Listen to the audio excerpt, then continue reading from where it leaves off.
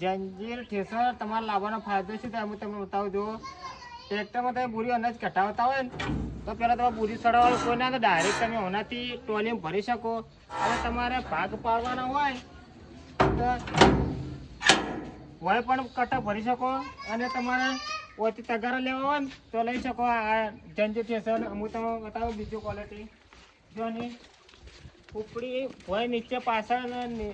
આવે જે નીચે આવે જે તમારે ભોય ડાયરેક્ટ પાથરા નાખવાના તમે નોખી શકો. અને જે આ બાજુ જે વધારાનો અનાજનો જે બીજું નીકળતું હોય તો બતાવો જુઓ આ બીજું આ બાજુ વધારાનું જે અનાજ આવે ને તો તમારે લેવા માટે જે મજૂર સ્પેશિયલ રાખવું પડતું તેમાં મજૂર રાખવું ના પડે. આના અંદર જે આવે રોટાવેટર આવે છે એમને ટ્રાન્સફર થાય અને પાછો ઉપડીમાં નહીં જાય તમારે સ્પેશિયલ મજૂરને પણ બચાવવા પડે. આટલો જંજીર સિસ્ટમમાં તમારે આવે અને તમારે હવાઈ પડે તો તમારે શું કરવું પડે ટ્રેક્ટર પાછું જવું પડતું. આ અનાજ સારા